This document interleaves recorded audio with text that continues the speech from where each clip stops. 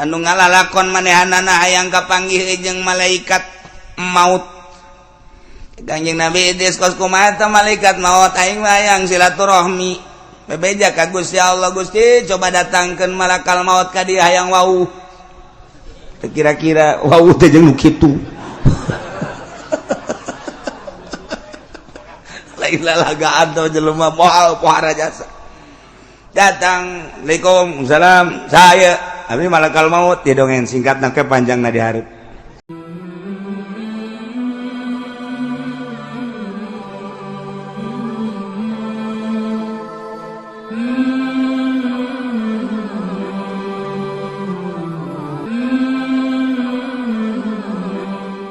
Kangjeng Nabi teh nyeri, Masya Allah, pohara jasa, teu iman jelema. Dibacakeun ayat, dibacakeun mujizat Al-Quran, teu iman. Nah, untuk menghilangkan kanyeri hati kangjeng, untuk menenangkan kesedih kangjeng, Allah mere dongeng-dongeng, caritaan-caritaan nabi-nabi nu baheula. Abe hate kangjeng Nabi tiis karasana. Pertama di dieu ngadongengkeun tentang kangjeng Nabi Nuh alaihis salam. Tapi ieu mah singkatna ge dihareup bakal panjang nam. Ieu mah sakadar penenangan jang kangjeng Nabi doang. Cerita singkat ulah panjangna dihareup. Ieu pang beberah panenang-nenang ka kangjeng Nabi. Supaya kangjeng Nabi horenganan jadi tenang. Ongkos urang dagang sekali di modalan 100 juta beak 50 juta rugi, didagangkeun deui 50 juta rugi 30 juta, didagangkeun deui 20 juta rugi deui tinggal 1 juta. Tinggal 1 juta kumaha ngalamun mainnya di imah dia kolong Pak. Lamun eta bisa sasada hulu Amun sasada kadege kurang. Bang bara mah eleh. Di dieu tah. Nyana keur puyeng jol. Ya kolot datang kan. Kunaon sia pen? Ya kira ya dagang. Kunaon? Dagang ambalaya sakeuna. Ambalaya kunaon? Atuh modal 100 juta beak 50 juta dibalanjakeun di beak 30 juta bejalkeun deui beak kuat tinggal 1 juta. Can sabaraha tah mah pen sakitu mah. Can sabaraha ya lalakon aki baheula. Aki teh dagang teh tuh hektaran tuh dijual pakai dagang ke Jakarta. Nu di imah mapan ngarep-ngarep, datang pertama rugi, datang kedua rugi, beak ku aki dijual jeung imah-imahna hatta pamajikan dijual pen. Jeung pamajikan ku abeh dijual. Ai aki meuli deui nu anyar. Wah si aki bolon teman. Pan tenang tah. Oh jaheul. Jasa barang. Sama sapira modal doang aki maka abeh jeung imah-imah beak. Kau jadi lebih parah, pan urang. Aing mah masih untung kene, tuh untung kene. Saksi epen teh aing untung kene sakitu. Untung kene lagi bajeng imah-imah beak wabeh geus jeung pelataran-pelataran. Pokona angkat kaki bae. Tah lamun dibandingkeun jeung eta ngarasa untung kene aing mah jasa juta ya kene imah can dijual. Ngan moal kebeli ke kajual ieu tah ge.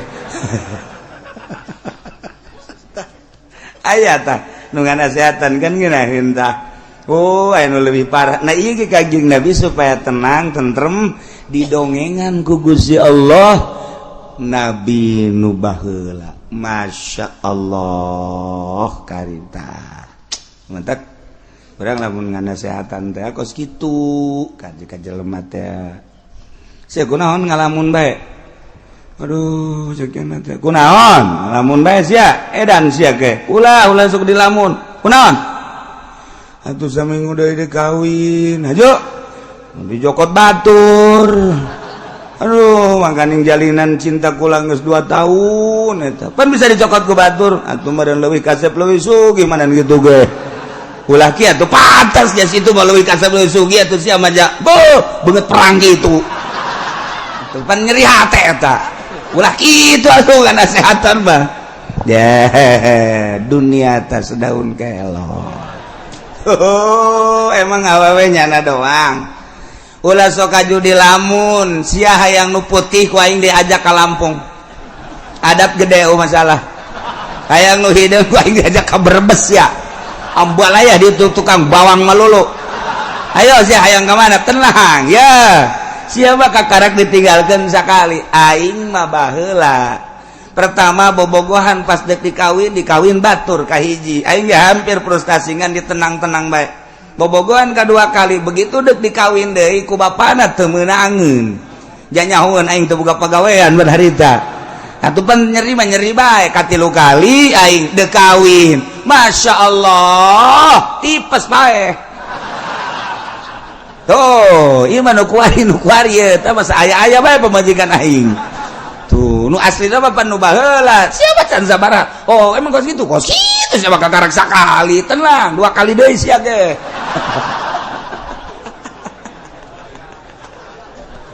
pan tenang tak ka hate oh jadi sarua ye tuh aing sarua lah atuh sapira awewe enggeus bae bikeun bae neangan deui mah ke dilamun sagala rupa awak geus kuru kieu sia deuleuh aing da tilu kali aing mah teger keneh bae kan ngeunaheun kana hatena ngeunaheun coba lamun nganasehatan atuh sia sih tadina tuh kunaon diantepkeun heueuh nya tuh aing ge milu mikiran ka sia tah makan ngaranna eleh kos kitu mah eleh gitu kan deuk kumaha urang kadukun pan kudu make modal wiridan ban sia lain ahli wirid geus kieu mah geus mancak aing mah mendingan ngagejeburkeun ka sumur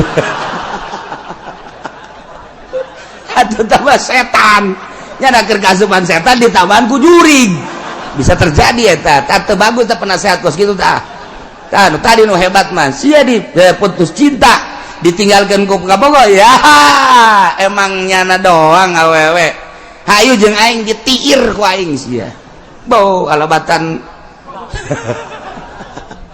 sudah dipikiran kos kitu mah ayu jeung aing hayu sia tah dongeng aing nu pertama kos kitu nu kadua katilu katilu ja biasa bae komo dibere urang nasihat mah ka tauhid mah heuy geus aya tulisanana ti Lauhil Mahfuz muantep ye atuh kunaon bahwa calon pamajikan sia di bawah ku batur geus aya tulisanana pan sia aya salat sok dibaca wa bil qadari khairihi wa syarrihi minallahi ta'ala hartikeun tah tauhid tah jijaheun nya tuh geus ulah sok dipikir hayu jeung aing nganjang penting ayo jeung aing geus pokona mah asal aing modalan Gus ya tah eta kan ngeunaheun nasihat ieu ge kitu maksudna model kos kitu endek nasehatan Kangjeng Gusti Allah ngabungungah Kangjeng melalui neuleuh nempo ka kisah-kisah nabi-nabi nu baheula aya persamaan Kangjeng Nabi Nuh ge nabi Kangjeng Nabi Rasul Kangjeng Nabi uge Rasul cik coba ye laqad arsalna nuhan ila qaumihi faqala ya qaumi ibudullah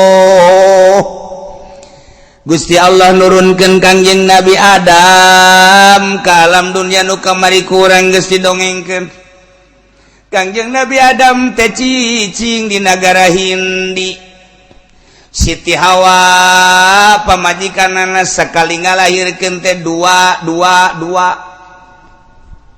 aya kembaran-kembaran abeh tereh loba di alam dunia ieu manusia terus anak baranakan dikawin-kawinkeun deui anak Kangjeng Nabi Adam kembaran nu ieu dikawinkeun ka kembaran anu ieu tuluy anakan deui ke kembaran deui dua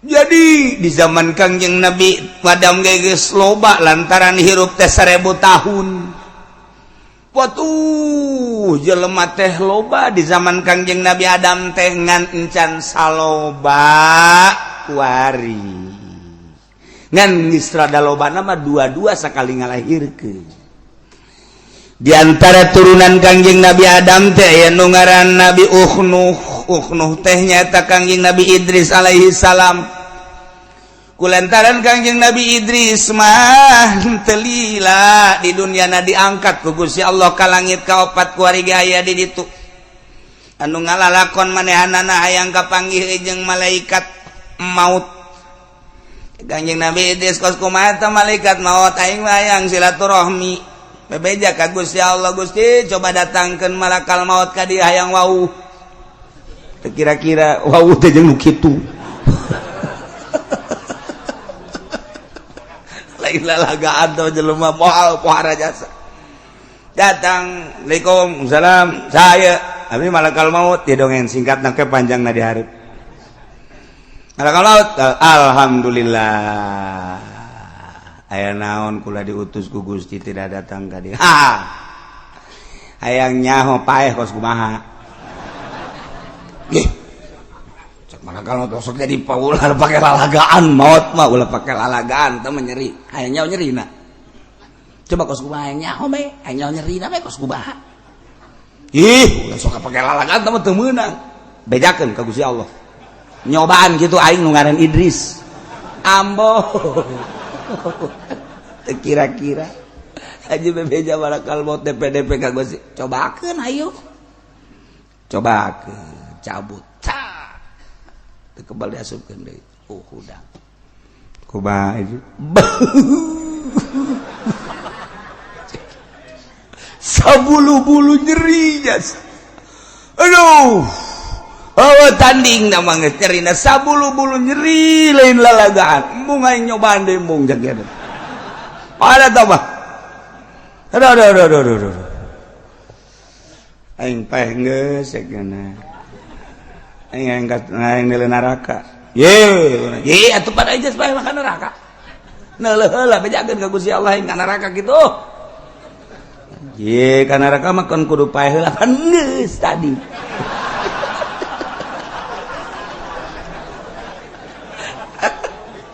itu orang kayak hayang seri dongeng kos gitu tah bejakeun ka Gusti Allah bebeja ka Gusti atuh ai paeh geus sok ka neraka keun atuh neuleuh nya ka neraka muringis Kangjeng Nabi Idris neuleuh neraka ku pohara teuing cekeun ka neraka beres anter ka surga aing ye sok aju ka terusan cekeun sorga sakideung moal kebal hayang nyaho doang cekeun teh teu meunang ieu mah sebab nu boga kuncina nu ngaran Muhammad nabi akhir zaman alah cekeun teh eta mah engke urusanana ieu mah hayang nyaho doang sakideung moal kebal paeh geus ka neraka geus teu balik ka sorga atuh bebeja deui ke Gusti Allah bebeja teu naon moal kebal-kebal cekeun Gusti Allah asup ka surga teu daek indit nyana dihandapeun tangkal kayu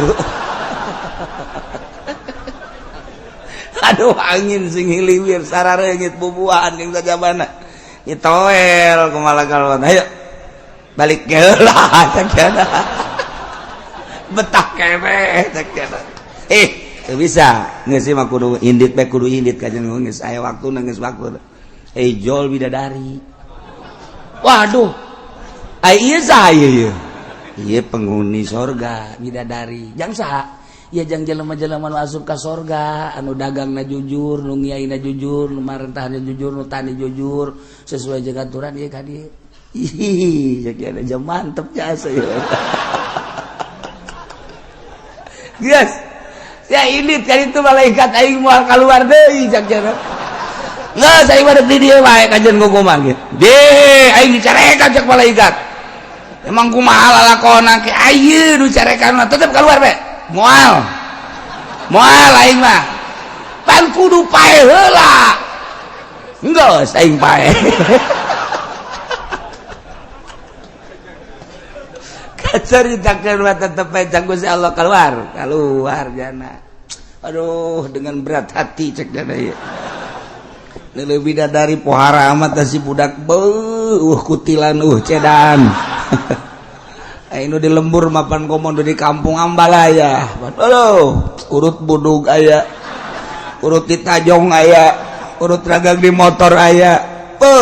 Barang jilbab dibuka botak deh. Teu beres, geus puguh pitak Ambalaya.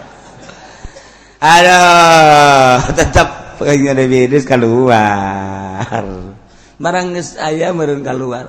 Malaikat. Hampura. Urang aya nu tinggaleun. Naon? Bakiak tinggaleun. Ngah aja meureun sia mah, deuk ngah aja dan betul jelas tinggaleun. Nyana ninggalkeun bakiak kayak balik deui ka ditu. Boga taktik eta nyana. Masya Allah guys, tah ieu keur carita ke panjangna di hareup ieu mah Kangjeng Nabi Idris turun deui biasa akhirna manehanana diangkat ku Gusti Allah ka langit ke di hareup ngan ti turunan eta boga anak lah nu